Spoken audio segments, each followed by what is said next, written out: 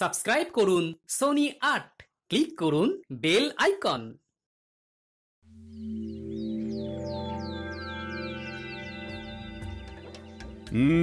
সুপ্রভাত সবাইকে। তা বলো, সকলে এই 4 দিনের ছুটি কেমন কাটালে? আমার তো হিসেব করে করেই কেটে গেল মহারাজ। বাবা বাবা বাবা, তা খুব খরচ করে ফেলেছো বুঝি? আমার তো মোহর গুনে গুনেই কেটে গেল মহারাজ। তোমার তো অগুন্তি মোহর, সেক্ষেত্রে গুনতে তো হবেই। আমি মেয়ের বাড়ি গিয়েছিলাম মহারাজ। হ্যাঁ, ছুটিতে একটু না ঘুরতে গেলে হয়? আমি বাড়িতেই ছিলাম, খেয়েছিও কম, যাতে খরচ বেশি না হয় আমার সঞ্চিত ধন। হ্যাঁ, বেশি খেয়ে মোহর সব না উড়িয়ে দেওয়াই ভালো। যাই হোক, তাহলে দেখছি এই 4 দিন তোমরা সবাই খুব ভালোই কাটিয়েছো। হ্যাঁ না মহারাজ, আমরা এই 4 দিনের ছুটি কেউ খুব ভালো করে কাটাই। মানে এই যে তুমি মেয়ের বাড়ি গিয়েছিলে, বৈদ্য এই ছুটিতে এত জিনিস কিনেছে যে হিসেব করেই কাটিয়েছে। সভাকবি বাড়িতে ছিল কিন্তু কম খেয়েছে, আর মন্ত্রী অগুন্তি মোহর গুনেছে। তাহলে সবাই তো মনের সুখে যে যার কাজ করেছে। মহারাজ, অনেক সময় মুখে শুনে যা ভাবা হয় তা ঠিক হয় না মহারাজ। আমি মেয়ের বাড়ি গিয়েছিলাম কিছু আনাজপত্র আনতে, যাতে বেশ কিছু মাস আমার বাজার করতে না হয়, কারণ এখন বাজারে জিনিসপত্রের যা আকাশ ছোঁয়া দাম মহারাজ। আমিও এই কদিনে ছুটিতে প্রচুর জিনিস কিনে তার দাম হিসেব করতে বসিনি মহারাজ। আমি হিসেব করছিলাম বেতন পেয়ে কোন খাতে কতটা খরচ কমিয়ে গোটা মাস জীবন ধারণ করতে পারবো। আমিও যাতে বেশি না খেয়ে তাড়াতাড়ি আনাজপাতি শেষ করে ফেলি, সেই জন্যই কম কম খাচ্ছিলাম। এরকমের কারণটা কি বুঝতে পারছি না তো। তোমরা তো সবাই যথেষ্ট পরিমাণে বেতন পাও, তাহলে? আগে মহারাজ, অপরাধ নেবেন না। আপনার এই বেতনে এখনকার যা পরিস্থিতি, তাতে আমাদের মাস চালানো খুব দুষ্কর হয়ে যাচ্ছে। মহারাজ, আপনি বেতনের দিকটা একটু ভাবলে ভালো হয়। বেতনের দিকটা ভেবে দেখবো মানে কি বলতে চাইছো? বেতন বাড়ান মহারাজ, বেতন বাড়ান। অসম্ভব, অসম্ভব। এই তো বিগত 4 মাস আগেই বেতন বাড়িয়েছি। তোমরা সবার কাজের পাশাপাশি উপরি আয়ের ব্যবস্থা করো। উপরি আয়? মহারাজ, মাথা ঠান্ডা করুন। একটু ভাবুন মহারাজ, একটু ভাবুন। আমি তোমাদের কথা অনেক ভেবেছি, এবার তোমরাও আমার কথা একটু ভাবো। আমি বেতন বাড়াতে পারছি না, আর আজকের মতো এখানেই সভা শেষ করছি। তোমরা সবাই এসো। বেতন বাড়ানোর কথা বলতেই সবার কাজ শেষ করে দিলেন, এ আবার কেমন ব্যবহার?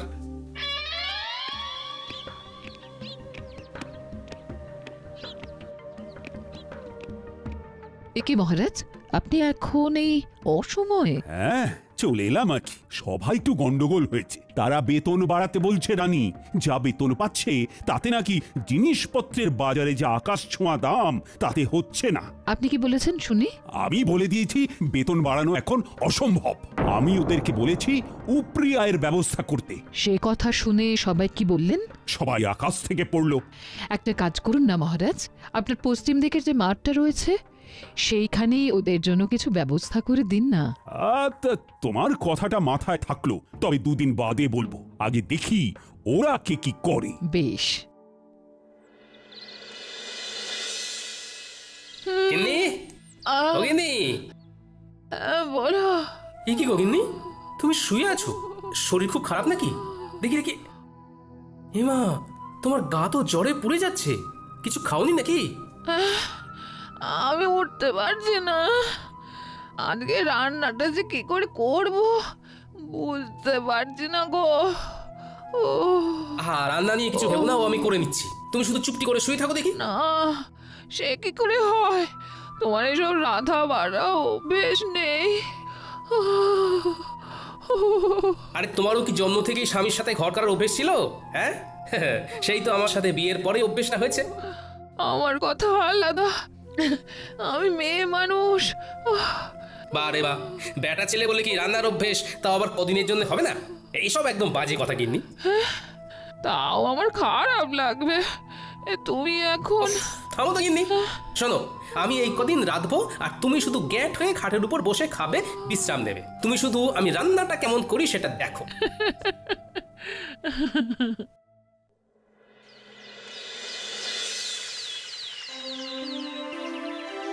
সুপ্রভাত। আশা করি সবাই ভালো আছো। কালকে যা হলো তারপর কি আর ভালো থাকা যায় মহারাজ? দেখো, আমি তোমাদেরকে যা বলার বলেই দিয়েছি। এই যাবৎকাল তোমাদের যখনই যা অসুবিধে হয়েছে আমি পাশে ছিলাম, এখনো আমি পাশে থাকবো।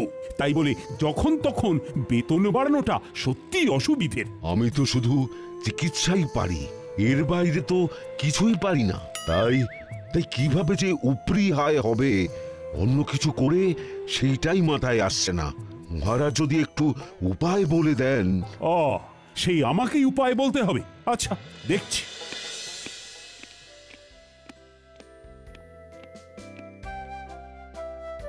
মহারাজ, বলছি কি? সুপ্রভাত রানীমা। সুপ্রভাত।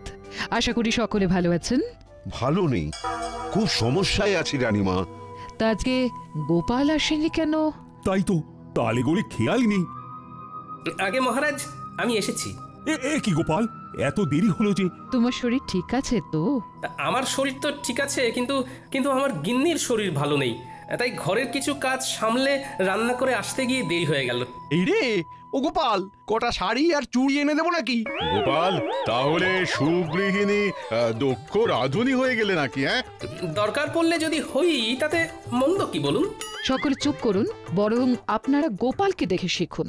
সে স্ত্রীর শরীর খারাপে নিজে এগিয়ে এসেছে, স্ত্রীর কষ্টটা বুঝেছে। ঠিকই তো, না কষ্ট বুঝলে হয়। এই বৈদ্যমশাই, আপনি আজই গোপালের বাড়ি গিয়ে ওনার স্ত্রীকে দেখে আসবেন। গোপাল, সত্যি তোমার তুলনা হয় না। থাক, অমন মেয়ে মানুষের কাজ করে আমার সুখ্যাতি পাওয়ার দরকার নেই।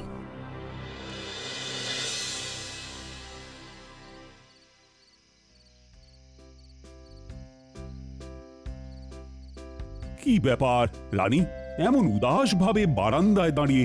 ভাবছি গোপাল গিন্নির কত ভাগ্য ভালো। কেন? এই যে সে এমন এক স্বামী পেয়েছে যে তার সব দুঃখ কষ্ট বোঝে। আর তোমার স্বামী বুঝি সেটা বোঝে না? না, কিছু কিছু সময় বোঝে, আবার কিছু কিছু সময় বোঝে না। আচ্ছা, বুঝেছি।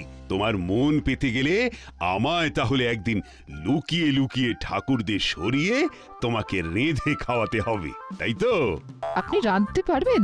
কি জানি, তবে চেষ্টা করে দেখতে পারি। আমার মনে হয় আপনি আর আপনার সভাসদেরা, মানে গোপাল বাদে কেউ রাঁধতে পারবেন না। এত বড় অপবাদ দিও না রানী। গোপাল ছাড়াও আর বাকিদের ভিতরে কেউ না কেউ নিশ্চয়ই রাঁধতে পারে। বলছেন? আচ্ছা, একটা কাজ করলে কেমন হয়? কাজ? কি কাজ? আপনাকে ওই দিন বলছিলাম না, আপনার পশ্চিম দিকের মাঠটায় ওদের কিছু একটা উপরি আয়ের জন্য ব্যবস্থা করে দিন। হ্যাঁ, তার সাথে এর কি সম্পর্ক? শুনুন, আপনি আপনার সভাসদদের বলুন তারা ওই মাঠটায় নিজের ইচ্ছে মতো তৈরি করা খাবারের দোকান ওই বিকেল বেলার দিক থেকে রাত্রিবেলা পর্যন্ত দিতে পারেন। তাতে কি লাভ হবে? তাতে এনাদের উপরি আয়ও হবে। সবার কাজ শেষ করে তারা অনায়াসে খাবার দোকান খুলে খাবার বিক্রি করতেই পারবেন। হ্যাঁ, দারুণ বলেছে তো। আচ্ছা, তাই খাবারগুলো কি সভাসদেরই বানাতে হবে? এমন কোনো কথা আছে কি? মানে যেহেতু তুমি তখন ওই রান্নার প্রসঙ্গ তুলেছিলে, তাই জিজ্ঞাসা করছি। সেই খাবারগুলো সভাসদেরই বানাতে হবে এমন তো কোনো বাধ্যবাধকতা নেই। তারা চাইলে তাদের স্ত্রী বা বাইরের কারো সাহায্য নিতেই পারেন। তবে যারা নিজের হাতে খাবার বানিয়ে বিক্রি করবেন তাদেরকে পুরস্কার হিসেবে 2 থলি করে মোহর দেওয়া হবে। রানী, তোমার প্রস্তাবটাকে আরেকটু পরিবর্তন করে দিই। সভাসদের এমন বলি, বেশ কিছুদিন ব্যাপী পশ্চিম দিকের বড় মাঠটায় একটা ভোজন মেলার আয়োজন করতে চাই। তাই আমার ইচ্ছে, আমার সভাসদেরা এই ভোজন মেলায় হরেক রকম খাবারের পসরা নিয়ে খাবারের দোকান দিক। তার মধ্যে যে সভাসদেরা নিজের হাতে রান্না করবে তারা প্রত্যেকে পুরস্কার বাবদ 2 থলি করে মোহর পাবে, এবং যে সভাসদের খাবারের দোকানে সব থেকে বেশি বিক্রি হবে সে পুরস্কার স্বরূপ 5000টা মোহর পুরস্কার পাবে। অতীব উত্তম। শুধু শুধু উপরি আয়ের জন্য ওনারা সবাই খাবারের দোকান খুলতে রাজি নাও হতে পারেন, তার থেকে পুরস্কারের কথা বলে মেলায় খাবারের দোকান খোলার প্রস্তাব দেওয়াটা একদম উপযুক্ত। আপনি কালকেই ঘোষণা করে দিন মহারাজ। ভাবছি আমিও যদি দোকান দিই তাহলে আমাকে পুরস্কার দেবে বলো তো রানী? তা আমি কি জানি।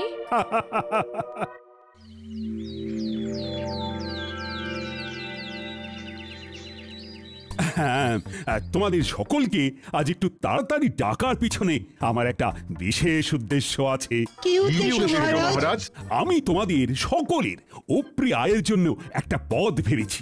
বাহ বাহ বাহ, বাহ কি উপায় আপনি ভেবেছেন মহারাজ?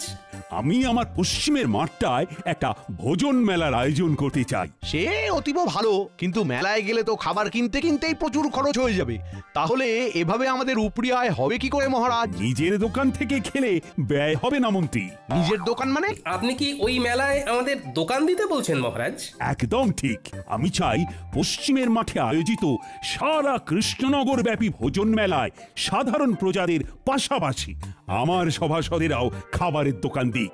দোকান দিলে উপরে আয় হবে বটে, কিন্তু দাঁড়াও দাঁড়াও, আমার ঘোষণা এখনো শেষ হয়নি। আমি ঠিক করেছি আমার সভাসদদের ভিতরে যারা নিজেরা হাতে করে খাবার বানিয়ে বিক্রি করবে তারা প্রত্যেকে 2 থলি করে মোহর আমার তরফ থেকে পুরস্কার পাবে। আহা দাঁড়াও, এখনো তো কথা শেষ হয়নি। আর যে সভাসদদের দোকানে সব থেকে বেশি বিক্রি হবে সে আমার তরফ থেকে পুরস্কার বাবদ 5000 মোহর পাবে। তার মানে খাবার বেশি বিক্রি করতে পারলে 5000 মোহর পুরস্কার, আর নিজের হাতে খাবার বানাতে পারলে 2 থলি মোহর পুরস্কার। আবার নিজে খাবার না বানাতে পারলেও অন্য কারুর সাহায্য নিয়ে উপরি আয়ের জন্য দোকান দেওয়া যাবে, তাই তো মহারাজ? একদম। এই মেলা প্রায় মাসখানেক চলবে। তাহলে তোমরা কি ভাবছো? মানে আমার প্রস্তাবে কি রাজি হবে? আমি রাজি মহারাজ। আমি দোকান দিতে রাজি, যদি হেরেও যায় বাজি। আমিও রাজি। আমিও দোকান দেব। মহারাজ, দোকান না দিয়ে সবার দোকানের খাবার চেখে দেখার জন্য কোনো পুরস্কার নেই না?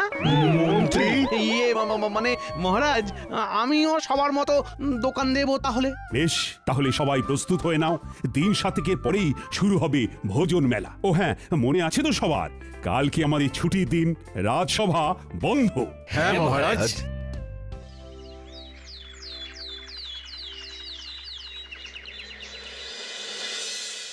গিন্নি, ও গিন্নি, আরে ও গিন্নি, শোনো না। হ্যাঁ, তাহলে তাহলে তুমি বলছো আমি বেশ ভালো করেই জিলিপি, অমৃতি, গজা এসব বানাতে পারবো না? হ্যাঁ, খুব খুব ভালো করে পারবে। তা আমার প্রতি তোমার এত আত্মবিশ্বাসের কারণ কি? আরে বাবা, জিলিপি অমৃতি বানাতে গেলে শুধু ময়দার মিশ্রণটা এই টকবকে গরম তেলের ভিতরে ভালো করে প্যাঁচ দিয়ে গোল গোল আকৃতি করে পাক দিলেই তৈরি হয়ে যায়। আর এই প্যাঁচ দেওয়ার ব্যাপারে কৃষ্ণনগরে তোমার মতো পারদর্শী আর কেউ আছে বলে তো আমার মনে হয় না। ঠিক বলেছো।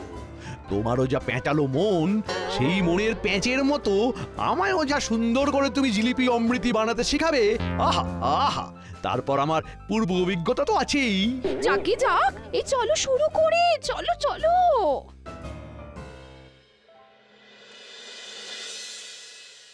বলি, ও গোপাল, আমার দ্বারা এসব হবে না। আমি আগে কখনো রান্না করিনি। হবে না মানে? সব হবে। তুমি নিজে না একজন বিজ্ঞানী, তুমি এরকম করলে হবে? চেষ্টা করলে সব হয় বন্ধু। আগে গোল গোল লুচি বানাতে শিখতে হবে, তারপর আলুর দম। গিন্নির থেকে সব জেনে এসেছি। এর থেকে সূত্র বা কোনো যন্ত্র আবিষ্কার করা অনেক সহজ। মেলা বেলা হয়ে যাচ্ছে বন্ধু। ইস, এরকম যদি কোনো যন্ত্র থাকতো যার দ্বারা আপনা আপনি খাবার হয়ে যেত। আগে লুচি আলুর দমটা শেখো, তারপর তুমি ওরকম যন্ত্র আবিষ্কার করো। কেমন? না, মানে কোনো ইয়ে টিয়ে নয়, চুপচাপ কাজে নামো। তুমি তো জানোই আমি ছড়ার পাত্র নই।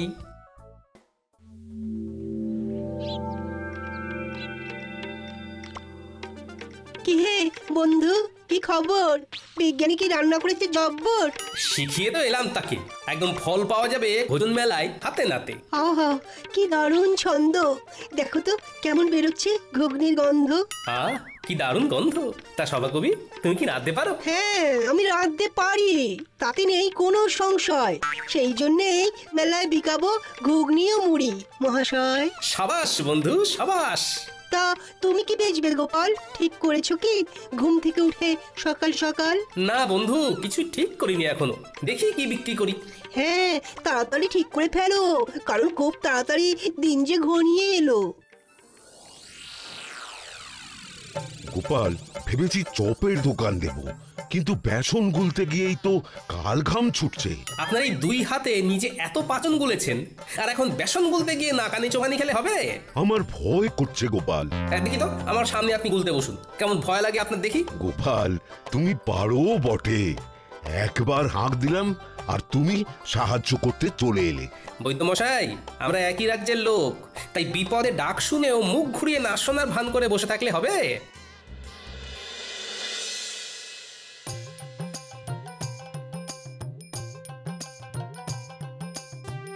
হ্যাঁ গো, এলে? হ্যাঁ হ্যাঁ, মোটামুটি সবার বাড়ি একবার করে ঢু দিয়ে এলাম, বুঝলে গিন্নি। দেখলাম মোটামুটি সবাই একদম জোর কদমে রান্নার প্রস্তুতি নিচ্ছে। তা তুমি কি বানাবে কিছু ঠিক করলে? এমনিতে বাড়ির রান্না তো বেশ ভালোই করছো। সেটাই তো এখনো ঠিক করে উঠতে পারিনি। সবাই মোটামুটি সেই গতে ধরা রান্নাই করছে। না, আমায় একটু অন্যরকম কিছু ভাবতে হবে। দাদু, ও দিদা, এক ঘটি জল দাও না। ঝাল কি ঝাল! আর খাবো না, নাক মুলছি, কান মুলছি, আর খাবো না। উফ, বাপরে বাপ! দাঁড়া দি, কিন্তু কি খেয়েছিস বলতো? ফুচকা। আমার বাবা শহরে গিয়েছিল, তাই ফেরার পথে ওখান থেকে এনেছিল ঝাল ঝাল ফুচকা। জানো তো দাদু, এখানকার কেউই ফুচকার তেমন নাম শোনেনি। গিন্নি, ও গিন্নি, ফুচকার দোকান দিলে কেমন হয়? খুবই ভালো হয়। সেইবারে খুকির বাড়িতে গিয়ে খেলাম, শহর থেকে জামাই এনেছিল, অসাধারণ। কিন্তু তুমি কিভাবে বানাই শিখবে কি করে? এখনো হাতে 4-5 দিন সময় আছে গিন্নি। শহরে গিয়ে শিখে আসবো কালকে, তারপর ভোজন মেলায় ফুচকা বিক্রি করব।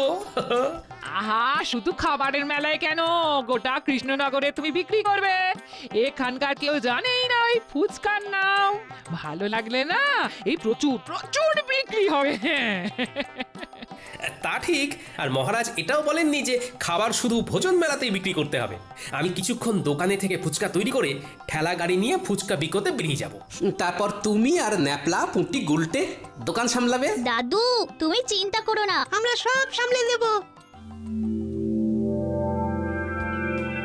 দারুণ দারুণ জিনিস খাওয়ালে গোপাল, অপূর্ব স্বাদ। পুরটা খাসাও মেখেছো গোপাল। শুভেচ্ছা বন্ধু, একদম অন্য ধরনের জিনিস খাওয়ানোর জন্য। আর অসংখ্য ধন্যবাদ আমাকে লুচি আলুর দম শিখিয়ে দেওয়ার জন্য।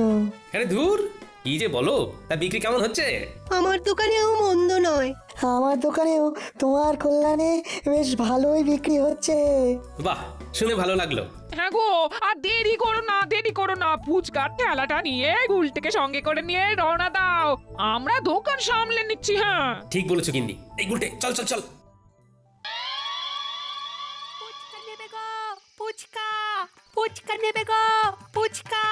ভোজন মেলায় গোপালের বিখ্যাত ফুচকা। এক মোহরে 7টা, খেয়ে যাও খেয়ে যাও, এক মোহরে 7টা। ফুচকাটা আবার কি?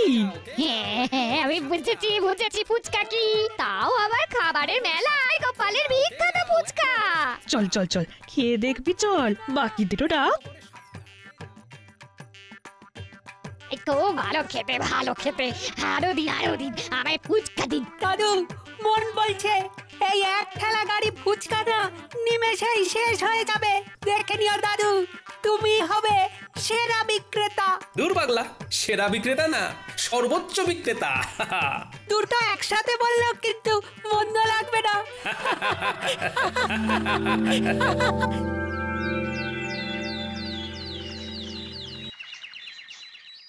গোনো গোনো খাজাঞ্চি গোনো, কার কত আয় হলো দেখি।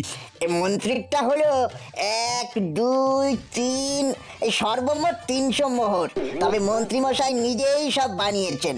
বেশ বেশ, পরের জন হলেন বিজ্ঞানী বাবু, তার মোহর 1, 2, 3, সর্বমোট 900 মোহর।